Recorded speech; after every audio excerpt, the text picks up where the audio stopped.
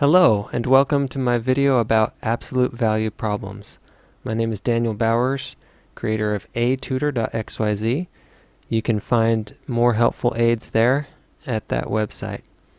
And you can even request content such as links to videos like this, or spreadsheets that can show you the steps, or anything else you can think of. And I can try to put it up as soon as possible. Let's go over the basics first. If you see some stuff inside absolute value signs, what that means is that expression is the distance of the stuff inside from 0.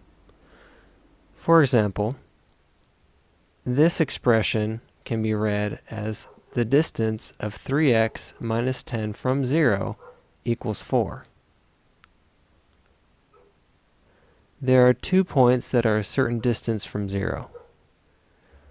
In our example, the distance of that stuff inside the absolute value signs is 4 away from 0, so obviously we have 4 as one possibility. But another number that is 4 away from 0 is negative 4, so that's something you have to remember. Example 1. Let's say we have this expression. First we divide both sides by 3. Then we acknowledge the 2 possibilities here. The distance of that stuff inside the signs from 0 is 3. So it could either equal negative 3 or 3, because in both cases it's 3 away from 0. On the left side, if we add 4, we get an answer of x equals 1. On the right side, if we add 4, we get x equals 7. We can combine those into one answer, x equals the set 1, 7. This is not a coordinate pair like you would plot on a graph. These are 2 separate answers.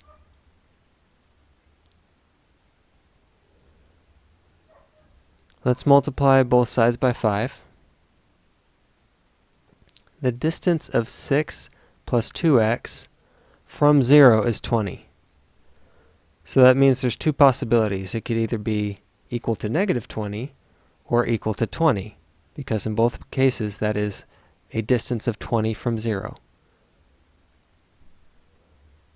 On the left side, we work with our algebra until we get our answer there. On the right side, we do the same thing until we get our answer there. And we combine our answers into the set negative 13, 7.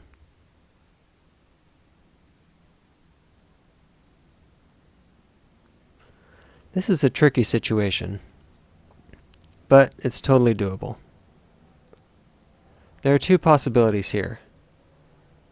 5x and 3x plus 6 could either be equal to each other, or they could be opposites of one another. In both cases, they would be the same distance from 0. We do our algebra on the left side to find x equals 3.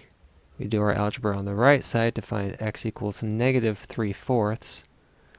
And of course, you can always pause this video to check out the steps, but I assume that you're pretty comfortable with algebra by now, at least the basics. And we combine them into our answer.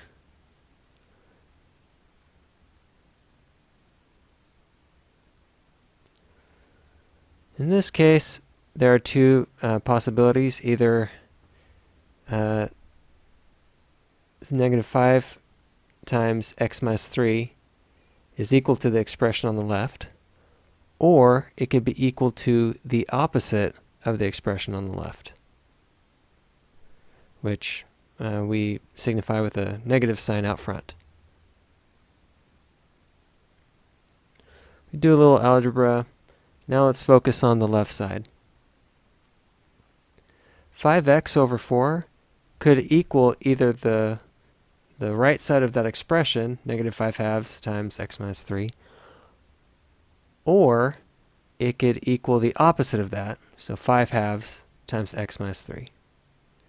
If we look on the right branch that we had abandoned a little while ago, you'll notice that when you evaluate the absolute value signs or consider what they could mean, it gives us the same result. Let's do our algebra on both sides to get our answers and combine them into a nice package. I hope that this video has been useful to you. As always, you can visit atutor.xyz to find more videos or to request other things that I can help you with, such as videos, spreadsheets, or study guides. Good luck on your math.